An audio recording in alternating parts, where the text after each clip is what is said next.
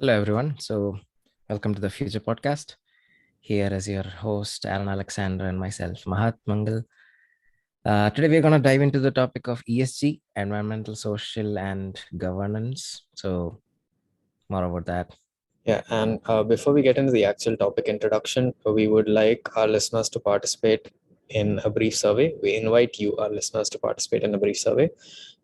We have put in only 3 questions and we request your feedback about our podcast. The link will be in the description. Yeah, and you'll be anonymous, so you don't have to worry about anything. You can just give out, unfiltered opinion. Yeah. And to give a brief about what we're going to be talking about, we give an introduction on the concept of ESG.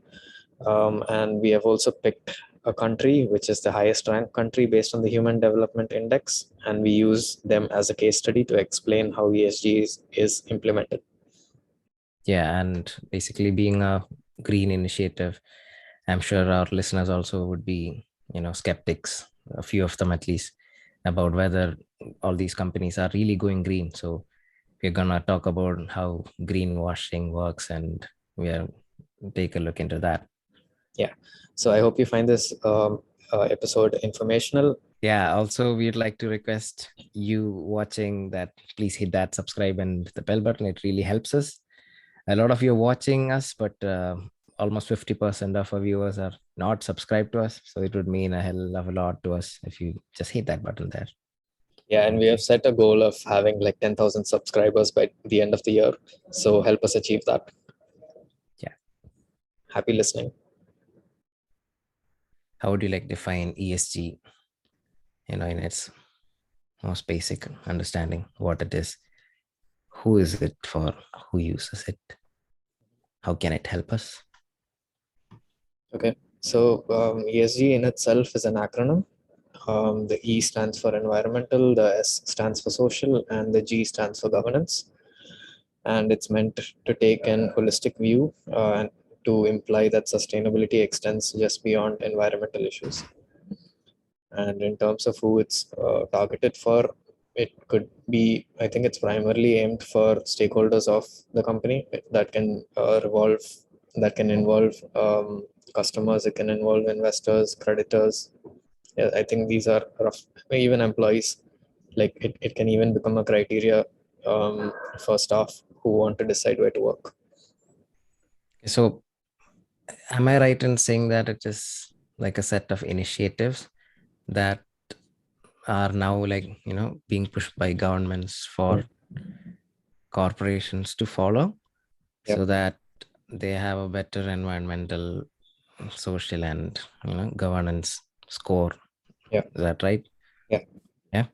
Yep. So I think that the UN SDG goals, like I think those are being used as a guidance to how companies can formulate policies for ESG requirements. So again, I was like, when I researched, I was like, environmental, social, and governance. I was Mhm. like, it didn't really sound right to me. Mhm. And I also read elsewhere that it was environmental, social, and corporate governance.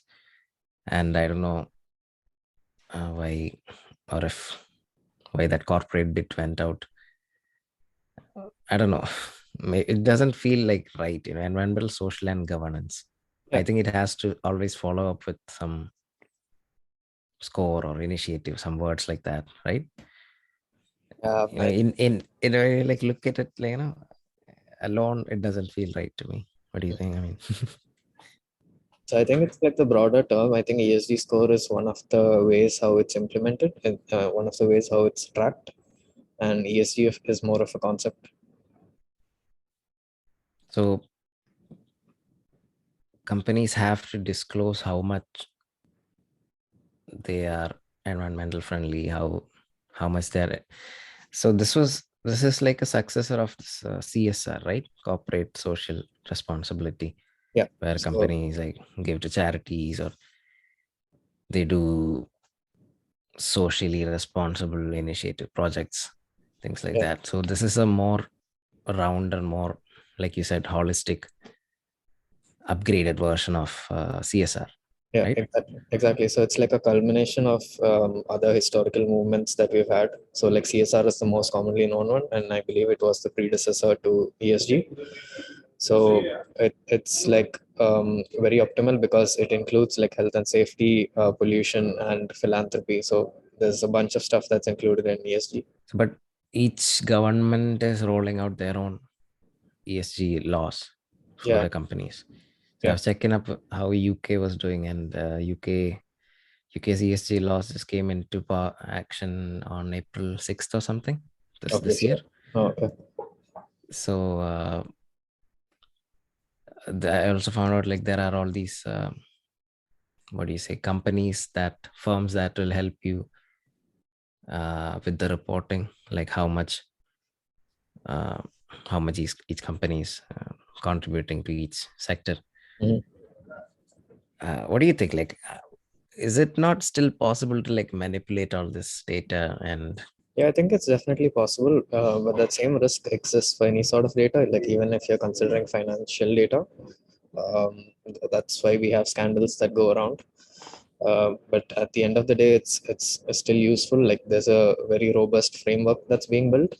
Um, so it includes there's a higher level of accountability now than there was before. yeah, Yeah. So the United Nations has this methodology of ranking countries. It's called the Human Development Index, and it's comprised of three elements basically. So they look at life expectancy, they look at the expected years that you will a child will be at school, and they also look at an average of how long. So I haven't clearly understood why there's a differentiation between average and expected. Maybe it's to show the current scenario versus what's the expectation.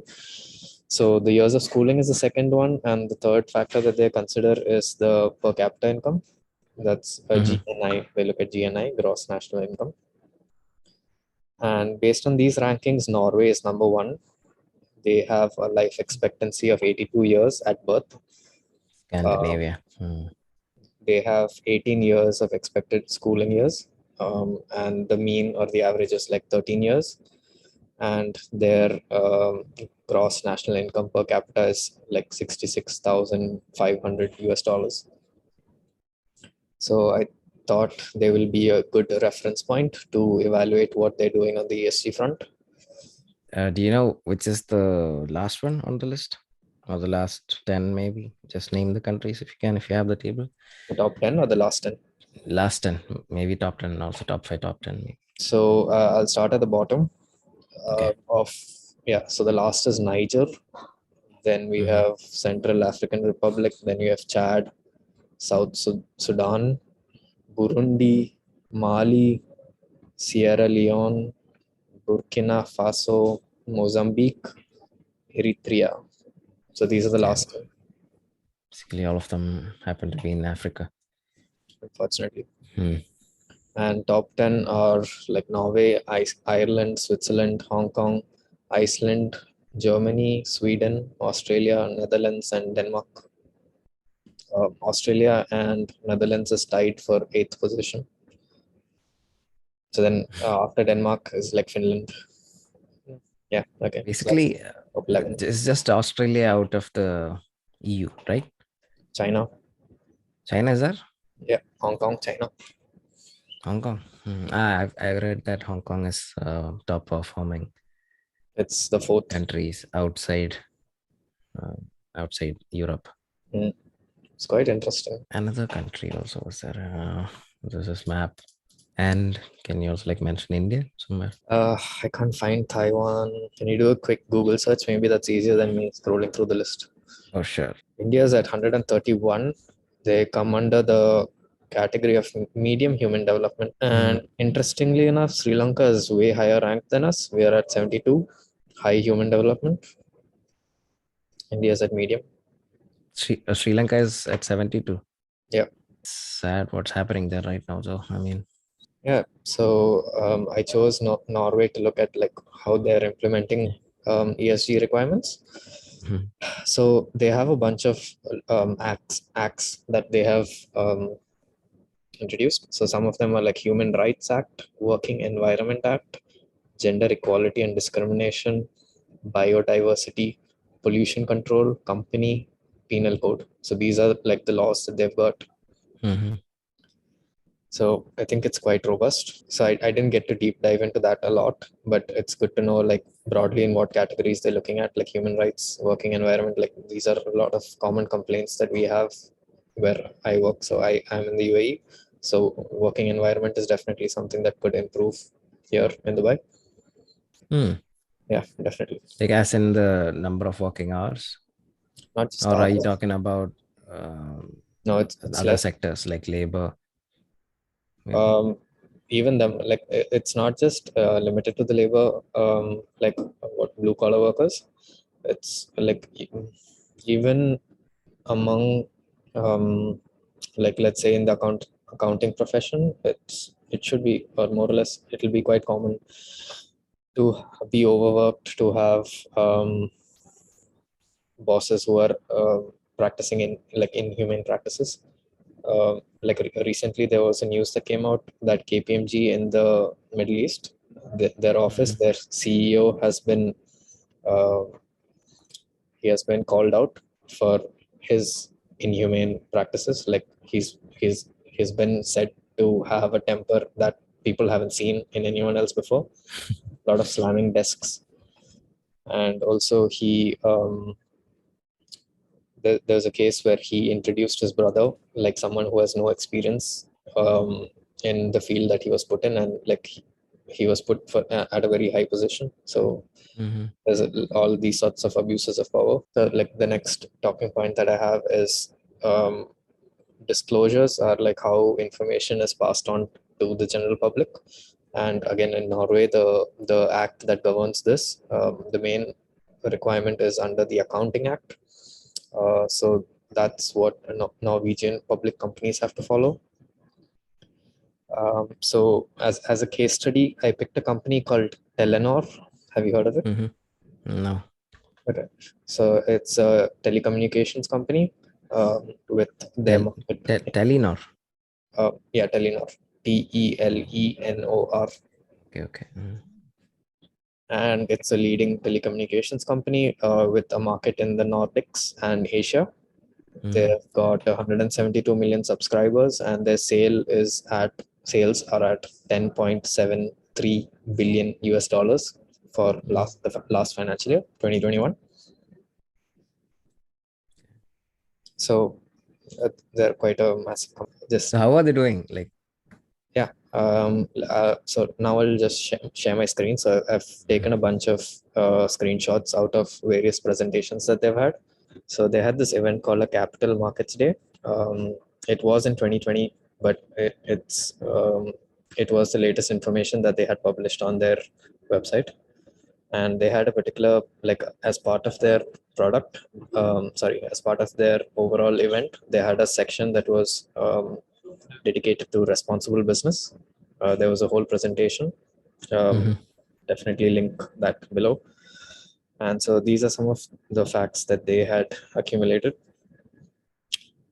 So I think something that we are focusing on a lot on is like diversity goals. So they had 37% of women in their employee among their employees. Um, if you look only at leadership positions, it falls down to 28%. So they're saying a percentage of e-waste recycled is 86%. It's pretty impressive, right? I'm also like, it looks sus to me. I don't know.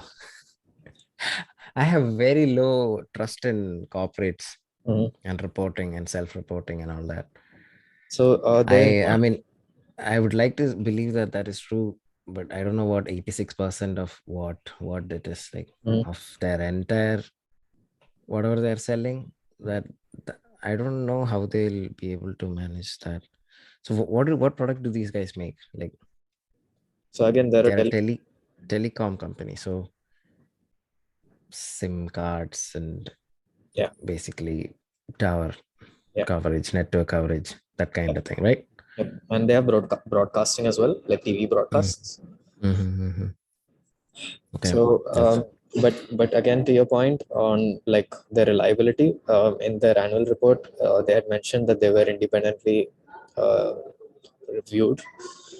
I didn't spend a lot of time looking into that, but Mm-hmm. maybe that provides some sort of confidence into their data. So again, these were the facts that they had reported 2018, and these are their goals, specific to diversity. So again, this would come under the social aspect of ESG. Mm-hmm. So like you could go through it. Like they want to increase it from 30% of women senior leaders to 35. It's pretty cool that they want to include non-Nordic people or people as well. Yeah. So that's also Yeah. up from 30 to 35%. So that itself accounts for like 70% right there. And they want to boost the women employees from 37 to 40%. So I think it's a gradual change over the period of like 3 years. So Do you think how the companies look at this is like, it's a mandatory requirement, or do you think it's more like organic? Like it's they going to be a want to see mandatory more people, requirement. but mandatory, I guess, right? Yeah. What do you think? Yeah. So also I came across an article that stated that companies that are more diverse do outperform the market. Um, so I think even if it is mandatory, I'm sure they will look at technical skills as well. But yeah, Yeah. Also, like with the new generation, younger people like preferring companies that are more socially and environmentally responsible. yeah, That thing is also going around, right? yeah. Like how we tend to buy products that have eco labeling and all that. So I'll talk about that later. I mean, I was reading about, you must have seen on products like you have these green labeling about how the company is sustainable. So has that had an impact on you personally? Like Not have tremendously. I haven't made conscious decisions to move to eco-friendly products.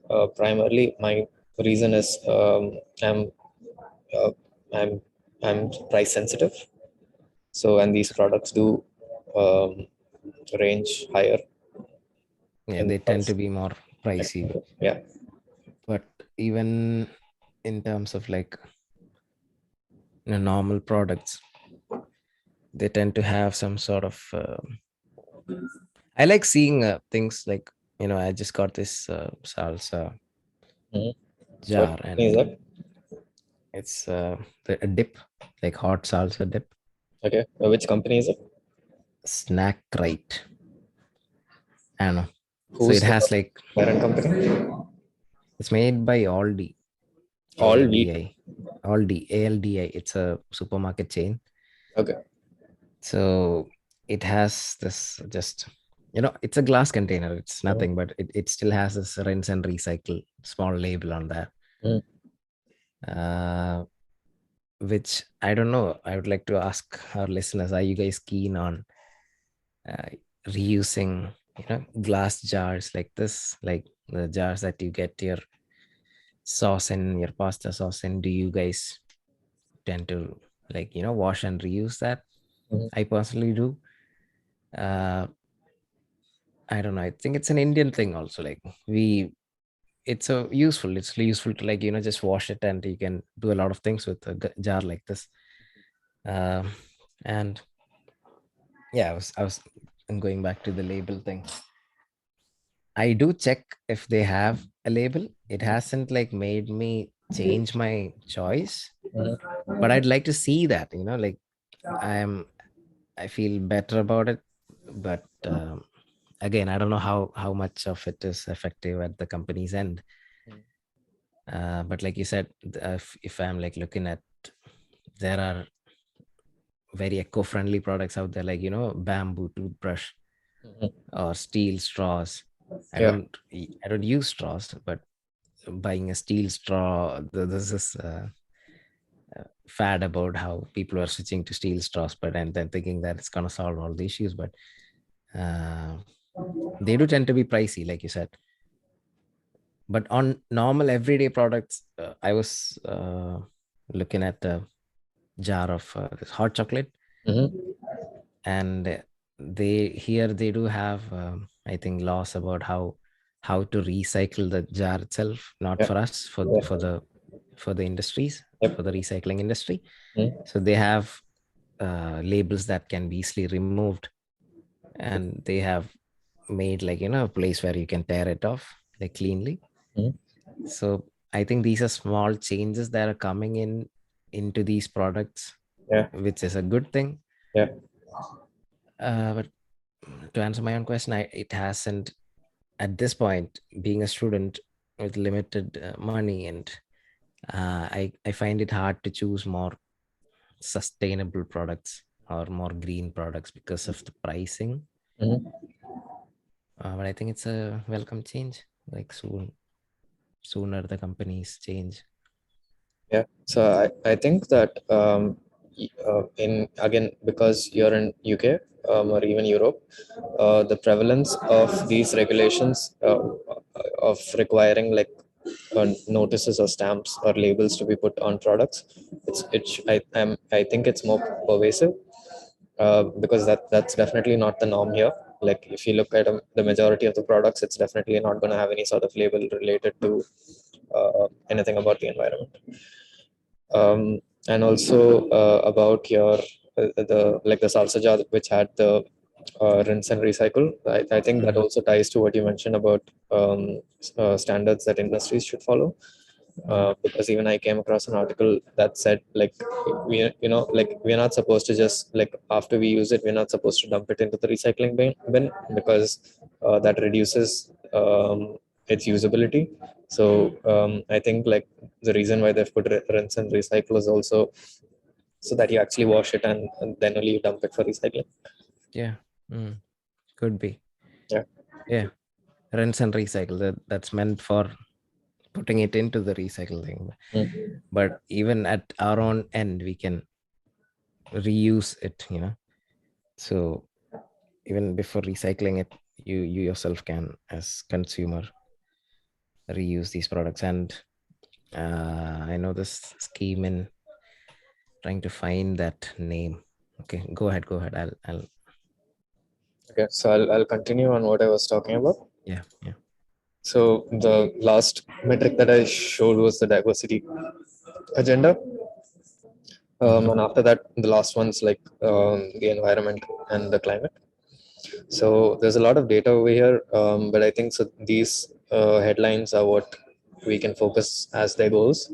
So they're a lot more optimistic about how much they can control their business in the Nordics. By 2030, they're going to be carbon neutral. That's the goal. And they've also,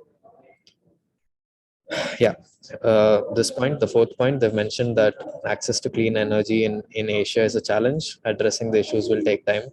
And they've also presented the solution or part of the solution in the next point, which says like mobile and smart technologies are part of the solution. So that's also reflected in the goal that they've presented. So they have a less optimistic, not less optimistic, it's definitely um, I agree that there will be challenges, but it's not up to the carbon neutral standard that they've set. So the goal for Asian operations is to have a 50% reduction of carbon emissions. Yeah, so Asia, Africa is far behind, and even South America, I guess, far behind North America and Europe in terms of all these development indexes, right? Yeah. So there was also this, I remember reading something related to my course about how companies move from, if the laws are too stringent in one country, they move their base, they move the production out of that country. Mhm. uh, which is what's happening with all these fashion industry, with major production coming from Bangladesh, Myanmar, India, Yeah. where there's a lot of child labor happening because they don't have good laws. But when you look at the companies, like maybe, I don't know, just a random company ABC in Europe, Mhm. headquartered in UK or whatever, they'll be the top brand in clothing fashion industry, but the labor rights and all that will be non-existent because the production is in some other part of the country, some other part Yeah. of the world. Yeah. Do you think that will be a similar issue will be happening in this also? Like, Yeah, I think initially that will happen, but I think like some of the good stuff is that like, but to be fair, we've been aware of that issue, particularly about the fashion industry for many years now, and it doesn't seem to be changing.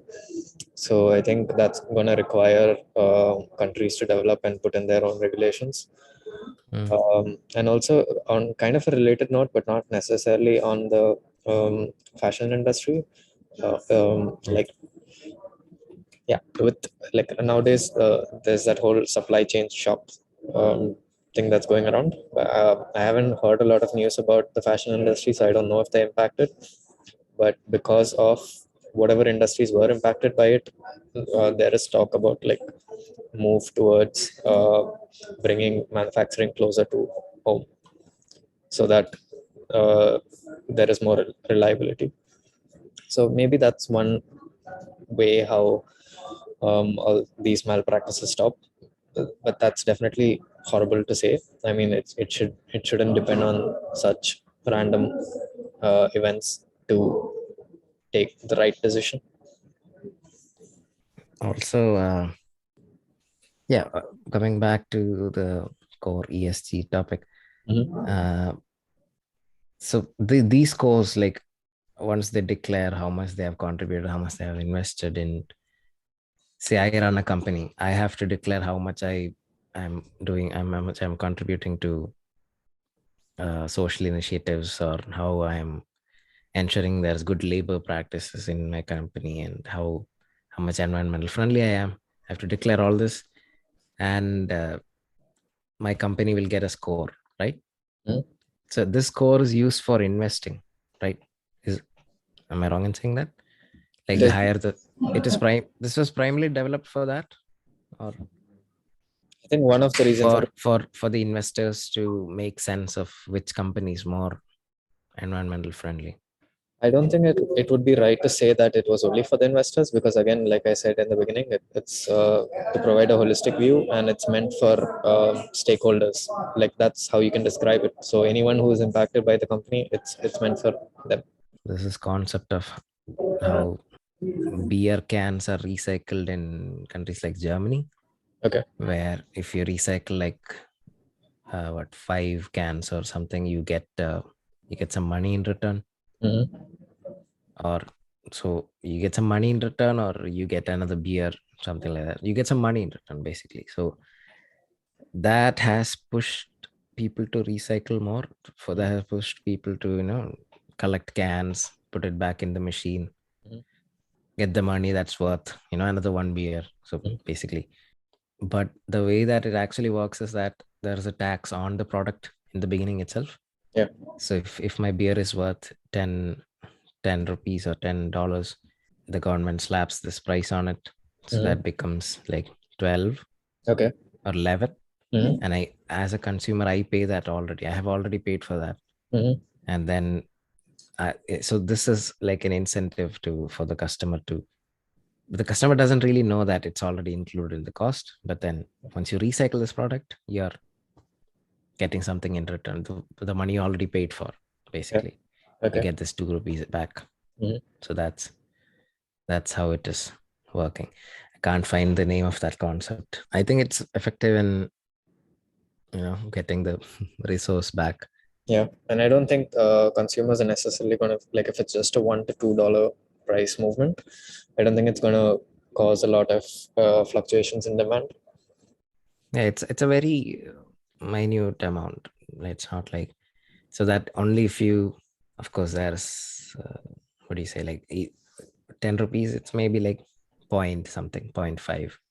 So that you have to like recycle 3 cans to get some actual return in for a beer's worth of money, but you will get what you paid upfront Mm. in effect. I think initiatives like this should be promoted more in our countries also, like developing countries. Can't wait until everything. falls into place. We have to trial out such initiatives in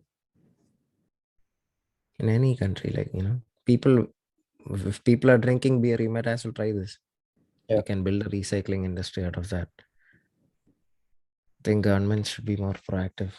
I don't know. I think Again, they're setting its goal by 2070 India. to be carbon neutral. Yeah, Oh, okay. 2070, whereas we need it done by 2035, ideally 2030. Anyway, our prime minister is very keen on delivering promises.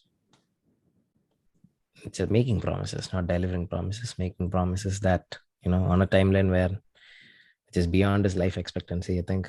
you know I think developing countries will be given that sort of slack in terms of how much time they can take to reduce their uh, emissions. Because I think it's the developing countries that will also tend to be larger emitters, and so they are more pressed for time and they are required to have a faster timeline. So I just had one more point to share about the Telenor Group. yeah. It's the last thing that I found. So it's this little bit. Like if you go into their annual report, I think it was on page 33. Uh, they have a lot more details as compared to the presentation that I mentioned earlier. And these are some of the areas that they look at under each segment. Again, climate and environment, there's not much to it. Under social, they've included details regarding digital skills, human rights, diversity and inclusion, health, safety, people security, and well-being. So that's what they have included under their social aspects. And under governance, I think this is quite interesting. Supply chain sustainability. Yeah, I think that's kind of related to what we spoke about. Mhm. Anti-corruption, data privacy, compliance, and cybersecurity. So I think like this will help you get an idea of the type of topics that come under each segment. Supply chain sustainability will also be like about how they transport their goods, I guess, right? Yeah. It's all the fuel and that how much it burns. Back to ESG and greenwashing. So Tesla lost its. You saw that news? No. Tesla did not. There was this ranking by this organization S&P 500, I think. Mhm. So Tesla lost. Tesla is not in the top 500 companies, and Elon Musk said the company that makes this ranking is a scam and all that. So on Twitter, but Apple is on top. I have that document here. Let me see if I can. Yeah, this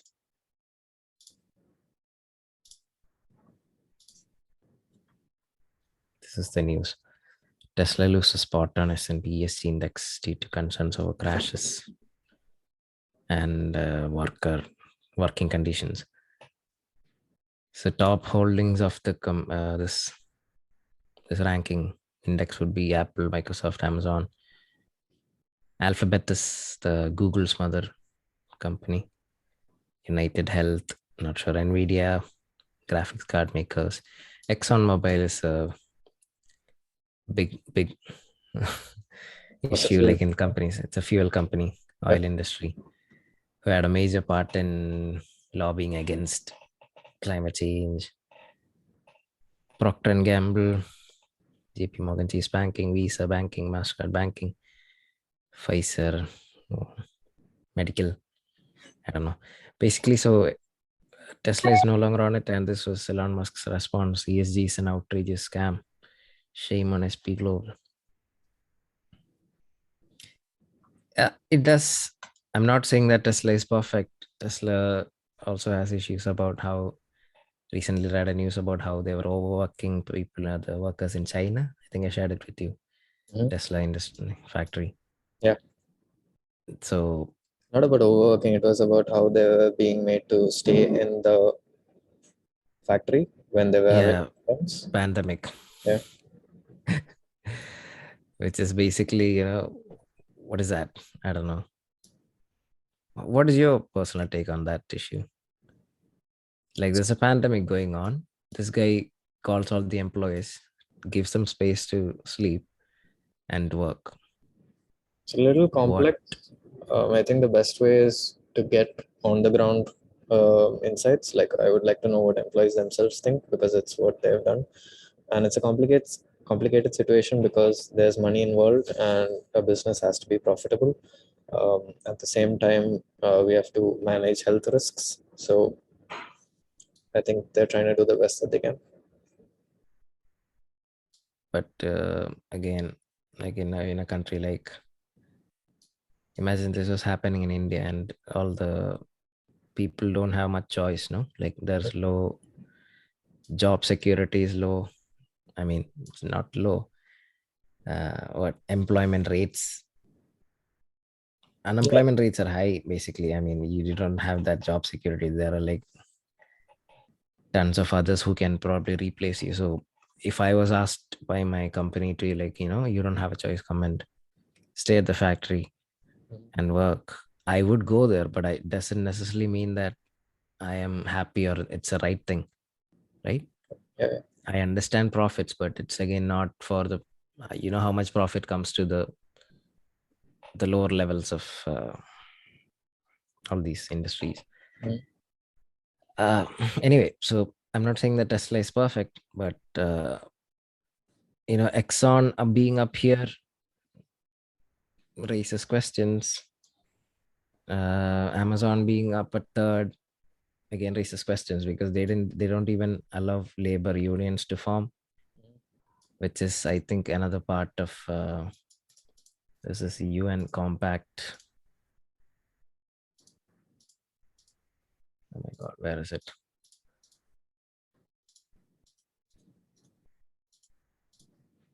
I don't think I can. Oh wait, it's here.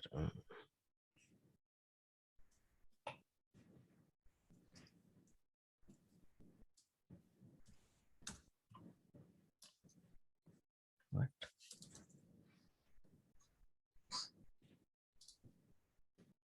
Yeah. So in this, there are like these 10 principles. Um, with how to value, how companies value system principles that each company should ideally follow. Same under three broad sections of human rights, labor and environment, and anti-corruption. Yeah. So four under that, labor would be effect. Yeah, business should uphold the freedom of association and effective recognition of right to collective bargaining. I think Amazon was actively campaigning against Yeah. True. forming associations, but I think one Amazon, I don't know, I think in the US it's like it depends on which state you are in. Mm. So I think some factory in one state apparently got a labor union formed Yeah. by just a margin or something. So I mean, I think the basic problem is that we are, as a world, as a planet, we are so divided in terms of governments. We needed a global government. That's how the UN and all came ideally, but then again, no nation is like ready to give entire, power to all those the global governments, Mhm. which is a big uh, hindrance to how we can achieve a goal together. You know, Mhm. like if you make one law too strict here, companies are gonna move to another country. Mhm.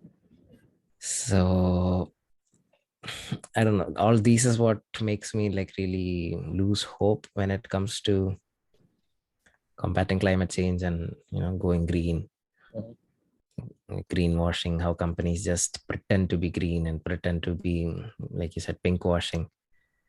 I hadn't really heard about it like recently about how they align themselves with the pride community for marketing purpose. So it's basically coming down again to profits. So I don't know. I would like to be hopeful of the whole thing, but I am. Mm, that's my that's my mood. Suspicious. We'll find out soon. Cautiously hopeful. Cautiously hopeful, maybe. I don't know. Hmm. I think that's about it from my end on this. Yeah, same. I'm done as well. Yeah, so in conclusion, like our call to action, we would like to invite all of you, the few listeners that have gotten this far, to check out the resources that we have provided. There's a bunch of real world examples that we have mentioned across the episode, and we would invite you to go through them and expose yourself to them and educate yourself on the topic. Yeah, and also like I would like to invite you to our Slack workspace, where it's an app where you can, collaborate with us. You can be a part of the background scene, what happens behind each episode. So you can suggest topics, you can start discussions. It's basically a community. So check out our Slack invite. It will be right down in the link. And I hope to see you there. Yeah, and see you in the next episode. Bye bye.